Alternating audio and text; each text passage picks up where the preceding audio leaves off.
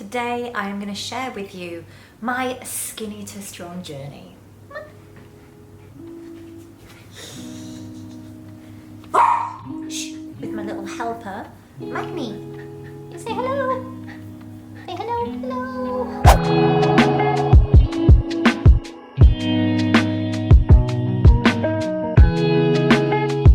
So I've had my channel for like 2-3 years and I realised I have actually never told you guys my own fitness journey, which is crazy to me. So I thought, what better way after a long break from YouTube to come back and tell you how I got to be where I am today. Now, my journey is a little bit different purely because I did not have age on my side.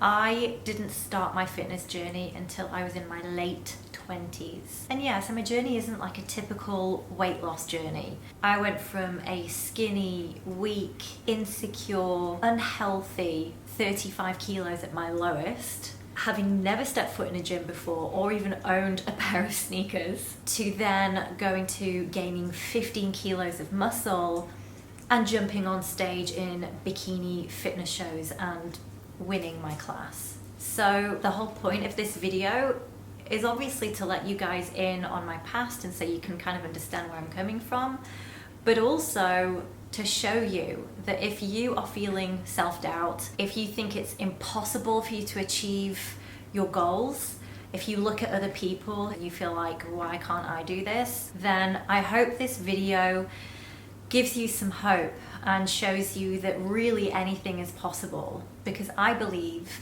it's never too late to start and you are never too old to get the body of your dreams. Okay, so let's rewind and start all the way from the beginning. The only way to describe me as a kid is a nerd, a skinny little thing. I was like the runt of the litter. I was like a little shy little mouse. Physical education, like sports at school, terrified the living out of me. I was like, this sports thing is just like not for me at all. I was so self-conscious, I was so shy, and all through my teen years as well, I was just really skinny. And of course back then in the UK, and I'm talking like, you know, in the late 90s, early 2000s, that's what was attractive back then, being super skinny and just having big boobs. Exercising and health was just like not on my radar because I was already skinny, so why would I need to exercise? That was the kind of warped mentality we all had back then. And on top of that, I just ate a really unhealthy British diet. I'm talking like fish and chips or beans on toast or like smiley faces and crispy pancakes, and it was just diabolical. My diet was diabolical. I also started to have issues with my periods when I was super young, so I went on birth control very, very early, at a very young age. I think I was like 14. That's just what the doctors did. They just put you on birth control. That lack of exercise, the real insecurity in my body, not being comfortable in my own skin, very poor diet and going on birth control, it was a recipe for disaster. Not that I knew that at the time, but I was to find that out many years later.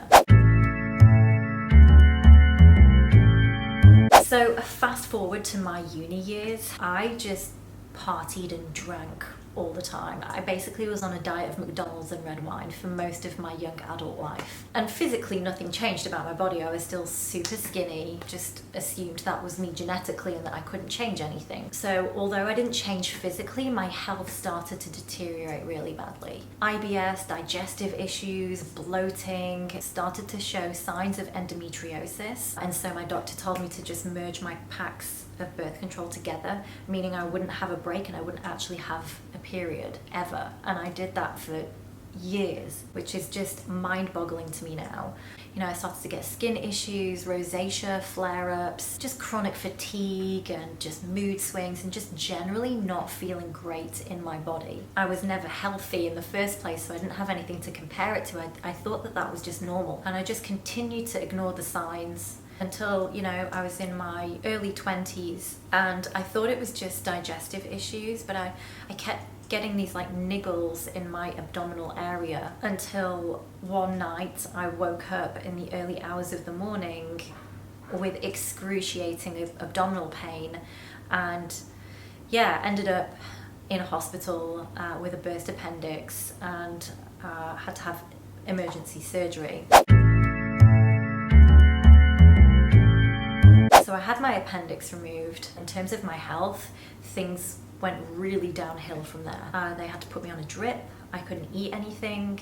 I ended up getting a blood infection. Yeah, and I lost a lot of weight. I was already tiny, but with being that ill and not being able to eat anything, I literally went down to 35 kilos. And yeah, I guess that was my first real dark night of the soul, and it really made me question what I was doing with my life. Basically just on my own in a hospital bed, and I just didn't get the support that I thought I would get from my friends and family, and it was a really tough time. And I vowed that when I got out of hospital that I would do things differently. When I finally got out of hospital, it took me a long time to recover. I mean, I never fully recovered physically from that ordeal. It was even harder for me to gain weight. I completely lost my appetite, and everything in my life started to fall apart. I lost my job, I broke up with my long-term partner, I lost my entire group of friends. I made the decision to leave my hometown, and I spent a bit of time in London, but then eventually just packed up my things and left the UK at the age of 25, 26. I literally had no money, I had no prospects, no job, no friends, no family, like nothing over there, and I just paid for my flight and my working holiday visa, and I literally just got on a plane and landed in Melbourne. In hindsight, I guess I was running away from my problems. I went through bouts of being so depressed and so lonely, but eventually I found my feet and I met Adam, and he really was the catalyst for me starting my health and fitness journey. And when I first met Adam, I was still very much like terrified of the gym. He was working as a personal trainer. He was very supportive, but he also started to make me aware of my unhealthy habits. You know, I just found the gym super intimidating, but I was petrified. I was like, I can't possibly do that. Way too scary. I just felt really out of my depth and also very insecure already in my body, and so the thought of going into a gym and like doing activities in front of people just terrified me. I thought everyone would be laughing at me. I thought that I would just look stupid, and I thought I'd be crap at it. When Adam was working at the gym, I used to go and visit him. I would see all these amazingly fit looking girls, you know, in their little crop tops and booty shorts, and they'd be lifting weights and they looked amazing and they were strong and they looked confident, and you know, although I was terrified, I was also intrigued by them.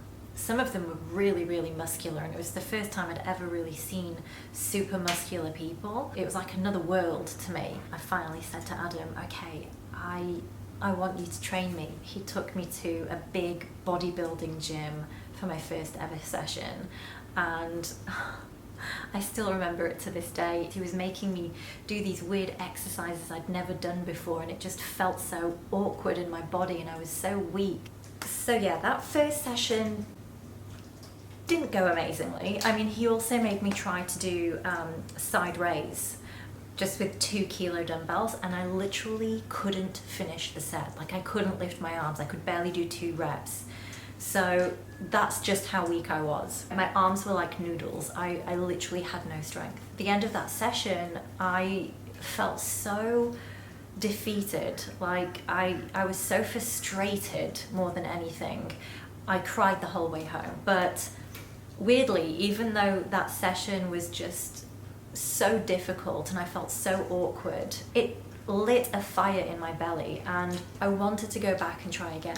And I just thought to myself, okay, if I could only do 2 reps that session, then all I have to do is come back and do 1 more rep than last time. If I just do 1 more rep, then I know I'm moving forward and I'm getting better. It was like a challenge to me to get stronger in my body, and and just to feel confident in my body. That was my game plan. Just get a little bit better every day. And that's something that Adam really instilled in me as well, because he said, you know, lifting weights is a lifestyle. This is, you know, a long-term thing. This isn't just doing it to just look a certain way. If that's how you're going to approach it, then you're going to be disappointed, because you know, results take so long, especially for someone in my position and wanting to gain weight, because he'd been working out and training as a PT for so long before. You know, this is way before social media, way before fitness influencers.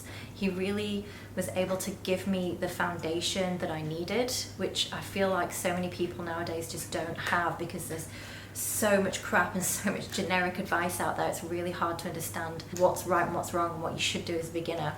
By the way, if you haven't watched my video, How to Lift Weights for Beginners, you should watch this right here. It's an amazing video, and if you are in that position right now where you're scared to start the gym and you don't know what to do, it'll answer all of those questions for you. Understanding mind-muscle connection, which muscles I'm trying to activate, learning the best form and technique, learning which exercises are going to give me most bang for my buck, which ones are going to be best for my body shape, and really focusing and honing just on that without getting stuck on the superficial, you know, Instagram workouts. I really believe that that's what made my transformation just catapult, and I was able to get such amazing results in a relatively short space of time. For the first probably 6 months, I didn't notice any difference at all. And that's, I think, the difference with a weight loss journey rather than a weight gain journey, especially if you have a body type like mine, which is, you know, essentially an ectomorph. Yeah, it was very challenging to be putting all of that effort in and trying to eat healthy and eat more and not really seeing much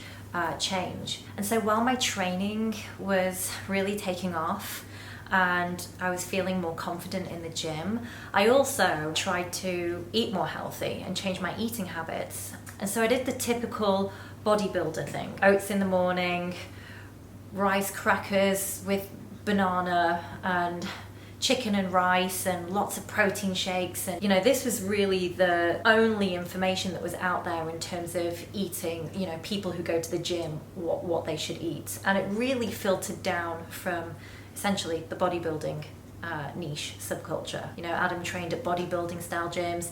That's all the people we knew. That was what everyone did, and so that's how I ate. It was all healthy stuff, right? It was already a massive change for me, coming from that really unhealthy Macca's, alcohol and junk food background, to then changing to real whole foods but very carb heavy. And while I did gain healthy weight, you know, I did, obviously on the outside to most people I looked a lot healthier because I'd gained some weight.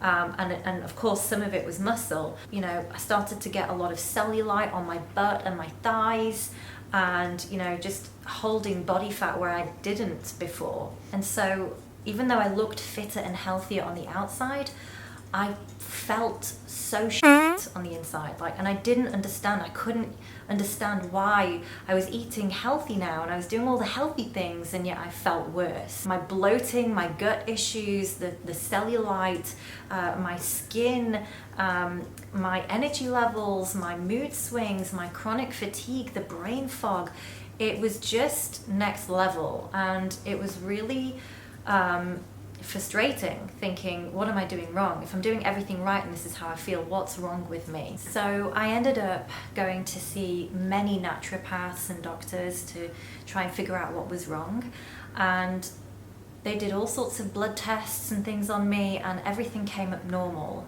and none of them could give me a clear indication as to what might be happening. They kind of made me feel like I was making it up, like I was overreacting, or like a lot of the symptoms were in my head. Eventually, I found this very forward-thinking doctor who said, have you ever tried low carb? I thought he was nuts, you know, to like cut down on the carbs and increase your fats. I was like mind blown, because it's exactly the opposite of what you're taught. You know, you're taught to fear butter. You know, butter's gonna give you a heart attack, and don't eat too many eggs, there's too much cholesterol in it. And you know, that they push this kind of low calorie, low fat stuff on you, and we're really brainwashed to think that that's the healthy way to eat.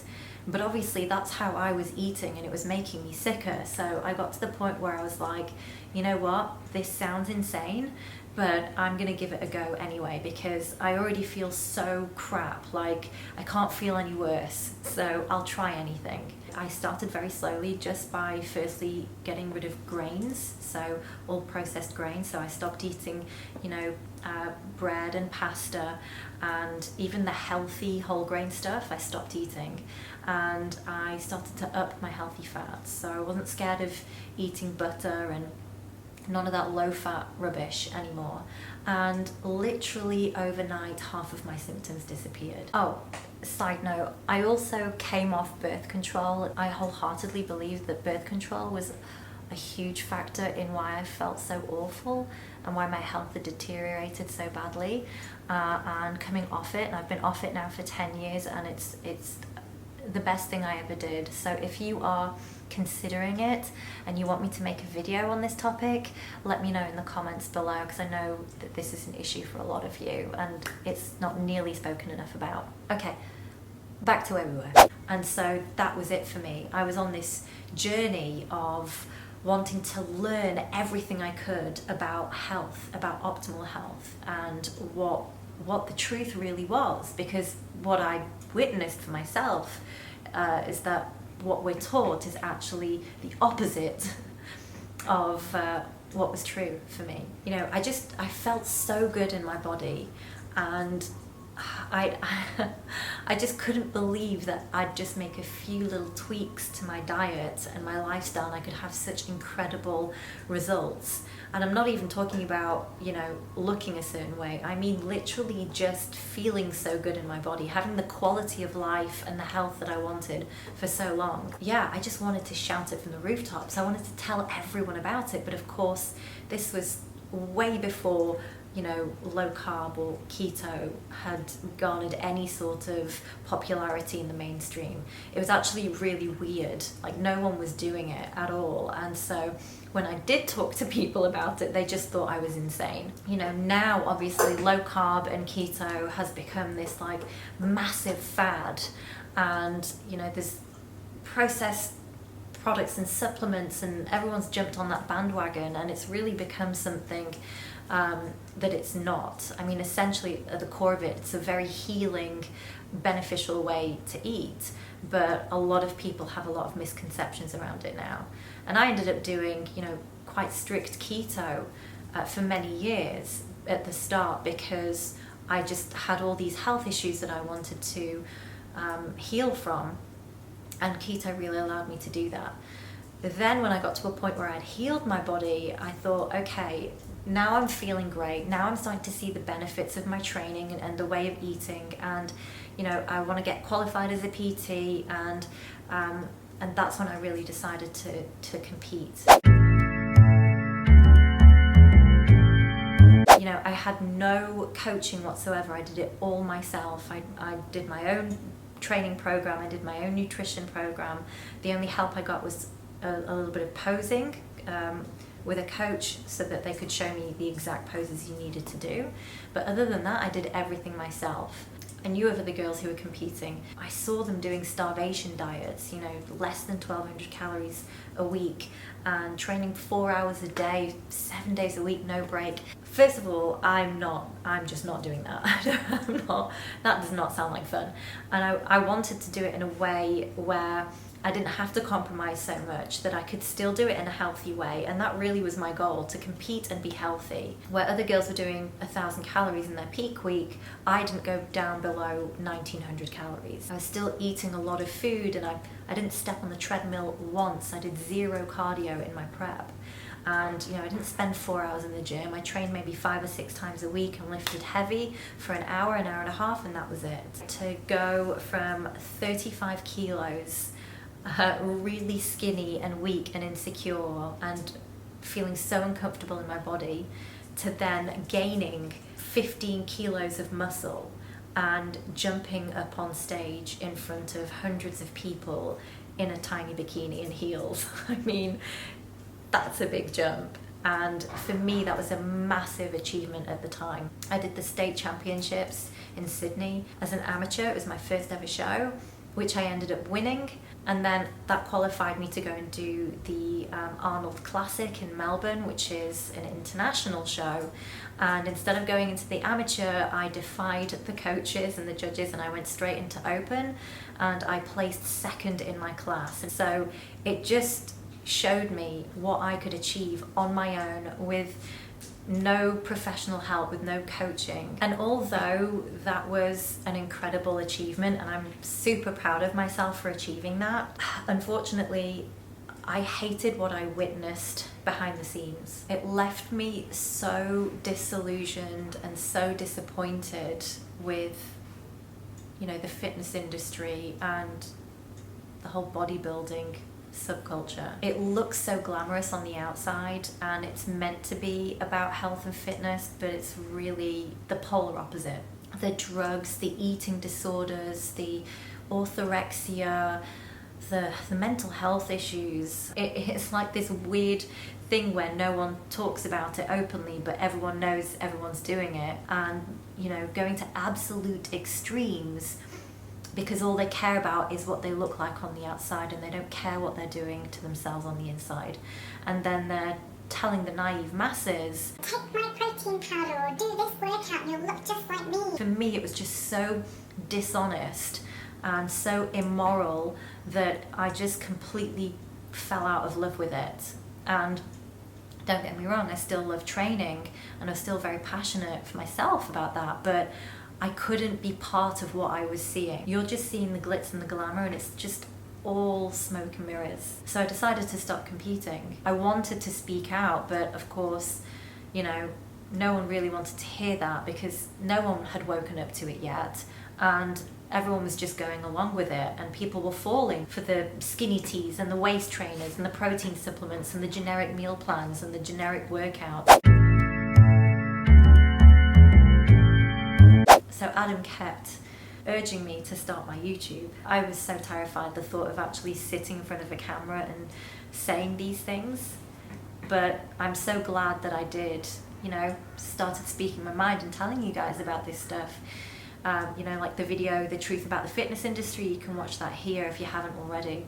You know, the reason my channel took off and you guys resonate with what I'm saying, the reason you're watching this video right now is because it woke a lot of you up and, you know, showed you the truth. And wow, there's someone here who's actually calling people out and talking truth and not feeding us bullshit. A whole wave of people now who are wanting something different, you know? They want to learn and be empowered, and, you know, that was really what I wanted to do with my channel. I wanted to give you the truth bombs. I wanted to, you know, dispel the fitness myths. I wanted to show you a different way of doing things. I wanted you to be able to question for yourself, to empower yourself, and, you know, really start to learn that you don't need to follow a guru, you just need to work out what's right for you and your body. And I hope that's what you get from my channel. That's really why I started it, and here we are. I've got my app coming soon, which I'm so excited about. There's a link in the description box if you want to sign up to know when it goes live. At the core of it, it's always health first, right? I didn't know about mindset and, you know, managing your stress, or, you know, the benefits of working on your sleep and, you know, your lifestyle and your habits and the way you think and feel about things, and learning how to nourish yourself and how to move properly. And these are things that I did for myself, and I know that if it resonates with you, it can really change your life.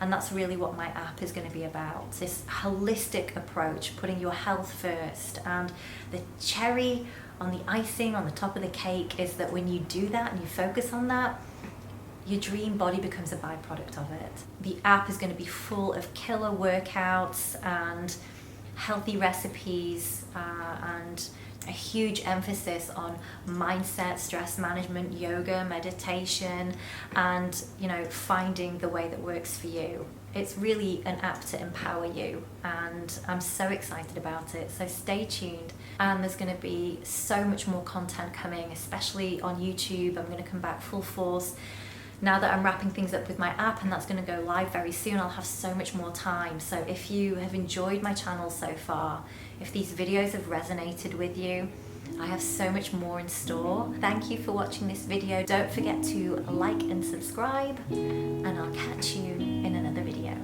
Bye.